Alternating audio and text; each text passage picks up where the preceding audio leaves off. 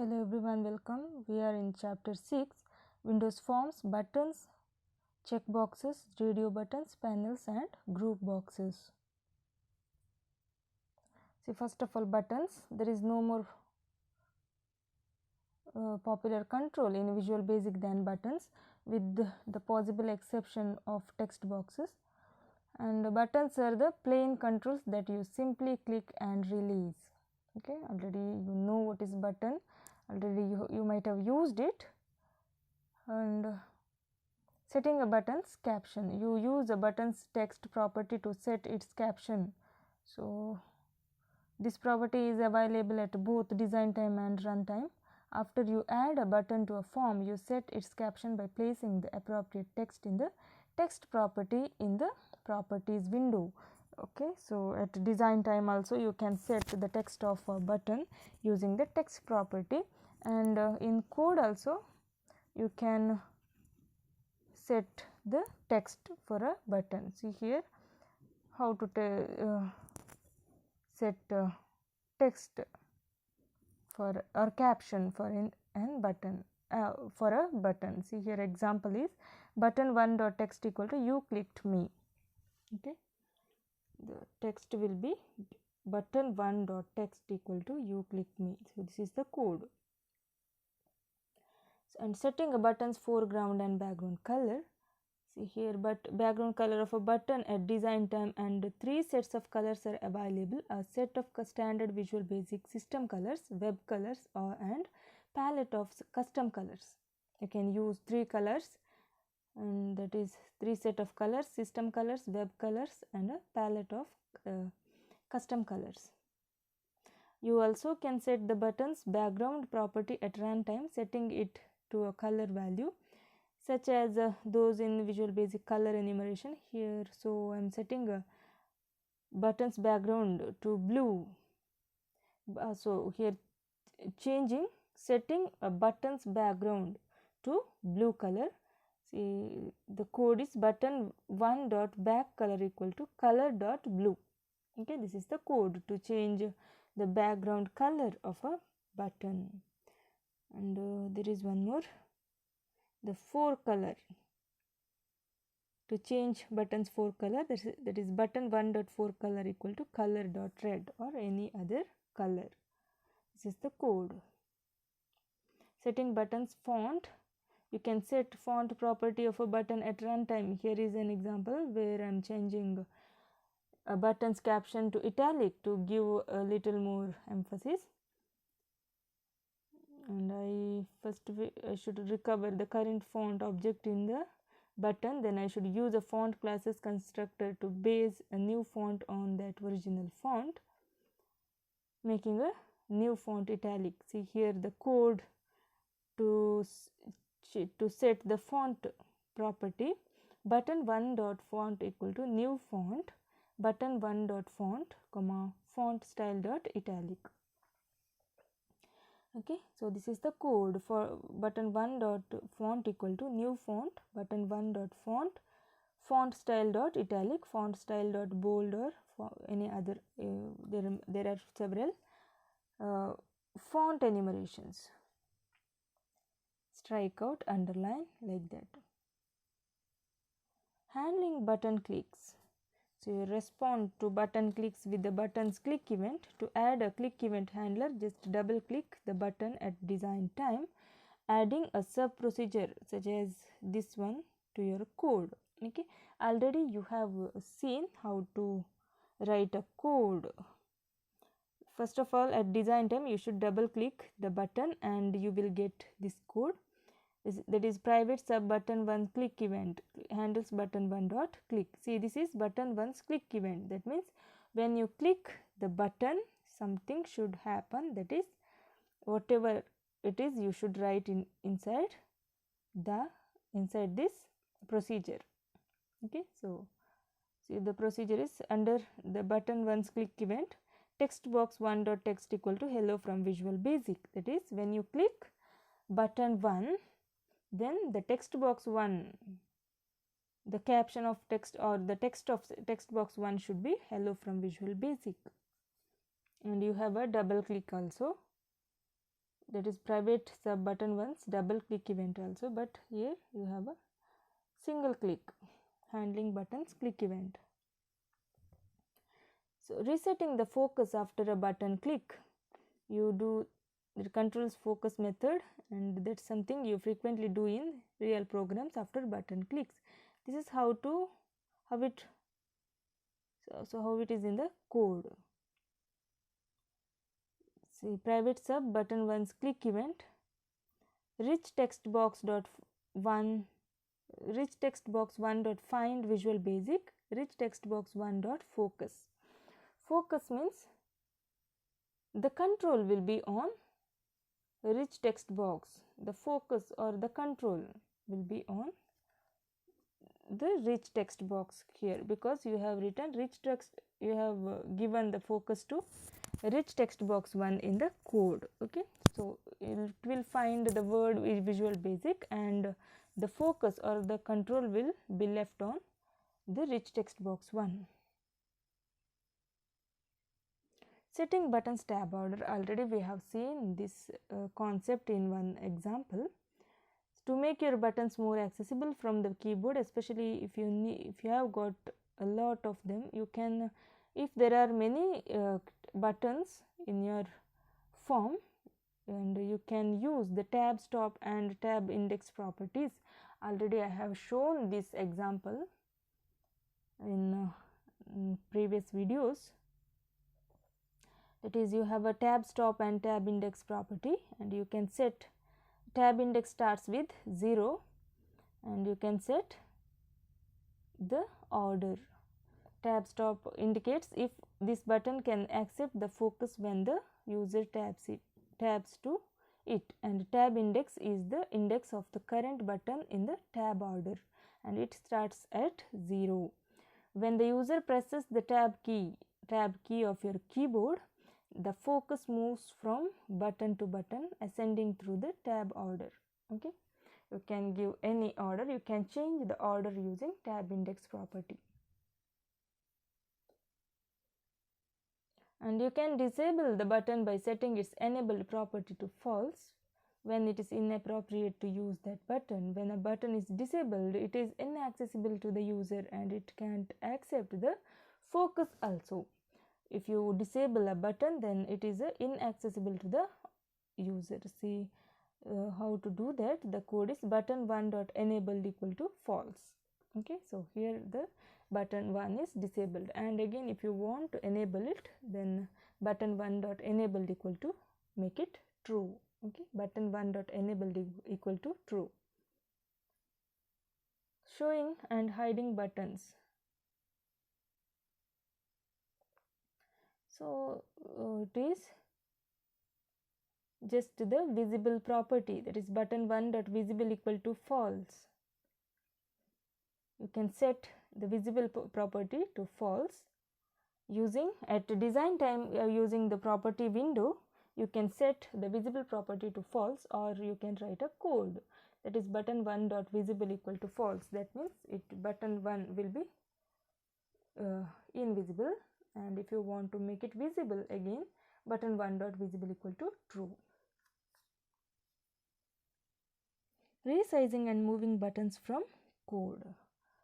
So here we have a size property to new size object, and the location property to new point object. See, already we have seen this example, we have worked out this example with the other control like text box. Okay, we have used the same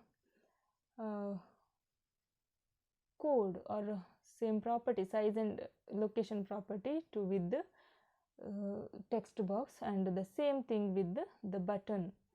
So you set the size property to a new size object and location property to a new point object. The dimensions you set in size and point objects are measured in pixels, and all measurements in Visual Basic, and you create these objects by passing x and y dimensions to their classes constructors like this: size x dimension comma y dimension, and point x location comma y location. So in Visual Basic screen coordinate system, the upper left of screen is the origin. Upper left is 0 0, and that positive x values increase downwards and positive y values increase to right.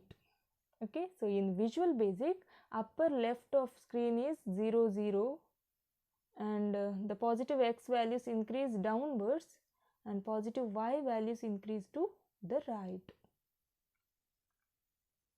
Example. So to change size and the location of a button in a form when user clicks the button. So that is button 1's click event. Button 1 dot size equal to new size 150. Button 1 dot location equal to new point 0 0. So it is located at the point 0 0, and the size will be 150. So you can also use the set bounds method to the same thing. This method is overloaded and has several forms. So the popular one is overloads public subset bounds by val x as integer, by val y as integer, by val width as integer, by val height as integer. So that is how to use set bound. Okay, so the general form is overloads public subset bounds by val x is integer, by val y is as integer, by val width as integer, by val height as integer. So x, the new left property value of the control, y, the new right property value of the control, width, the new width property value of the control, height, the new height property of the control. So this is resizing and moving buttons from code. Adding a picture to a button. So you can display images in button. You can add images to buttons at design time and at run time. At design time, you only need to set the button's property in the properties window to an image file. At runtime, you can do the same thing if you use the image classes from file class method and assign the resulting image object to the button's image property. So in the image buttons example, so I load a new image onto button when the button is clicked. So here image align property to set alignment of the image, and setting the flat style property to flat style. So flat to make it appear flat. So here there is one code here to add a picture to a button. Along with adding a picture, we have used some additional features like image align and flat style property. See the code here. Button 1 dot image equal to image from file, that is the and give the path name here, path name of the source image file. Button 1 dot image align, content alignment top left. Button 1 dot text equal to null. Button 1 dot flat style equal to flat style dot flat. Text box 1 dot text equal to you clicked the button. So there is one more a button text box 1 is there. So when you click the button will be loaded with the, when you click button 1, so this button 1 will be loaded with the picture with the alignment and with the flat style without any text, because we have already a image, and text box 1 dot text will be you clicked the button. So now creating checkboxes. You can handle checkbox, check change event which happen when the checked property changes. Here is the code. See the checkbox. This is the checkbox. Checkbox 1, checkbox 2, checkbox 3. You clicked checkbox. See over here, first checkbox is clicked. Checkbox 1 is clicked. That means it is checked. Here if you click a button, if you click a checkbox or if you select a checkbox, that is called checked. See here, but checkbox 1 is checked. A checkbox at work. So this is a checkbox. See the code. Checkbox 1 dot checked changed. Checked changed means here you have checked or clicked checkbox 1. Text box 1 dot text equal to you clicked text box 1. Okay. when you check this checkbox 1, the text box 1 will be appeared with the text. You clicked checkbox 1. Okay, so here the event is checked changed. Checkbox event is checked changed, and buttons event is click event or double click event, and here we have checkboxes event is checked changed. Getting a checkbox state. So you can see if a checkbox is checked by examining its checked property. This property can be set to either true or false. So here is an example. In this case, I change a button's caption if a checkbox 1 is checked but not otherwise. Okay, so if button 1, when you click button 1, if checkbox 1 is checked, then button 1 dot text equal to the check mark is checked, and if okay, checkbox 1 dot checked means if you tick a checkbox or if you click a checkbox that is checked.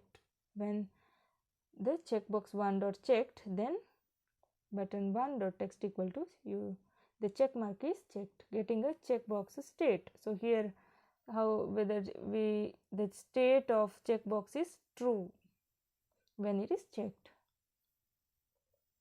Setting a checkbox state. You can set a checkbox state by setting a checked property to true or false. See here with the code, that is checkbox 1 dot checked equal to true or checkbox 1 checked equal to false.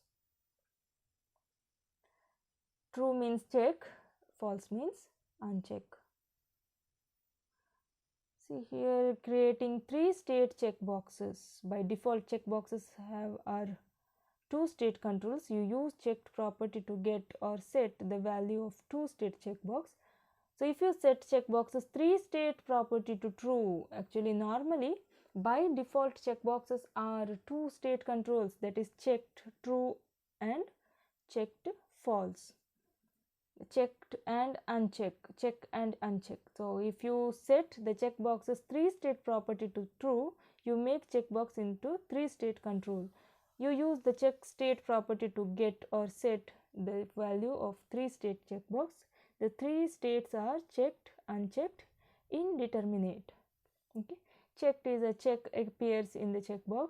Unchecked, no check appears in the checkbox. See here, checked, a check appears in the checkbox.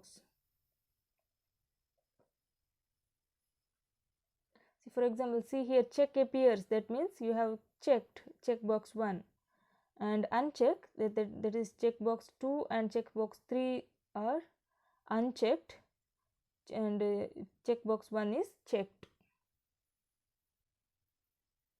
But here 3 state is, there is one more, that is indeterminate. A check appears in the checkbox on a gray background. If you set the checkbox's 3 state property to true, you can set its check state property to check state indeterminate, check state dot indeterminate at design time or run time to set the checkbox to indeterminate state. Okay, so here is the code. Textbox 1 dot text equal to you clicked checkbox 1. Checkbox 1 dot check state equal to check state dot indeterminate. Okay, so to make a checkbox indeterminate, so here checkbox 1 is indeterminate.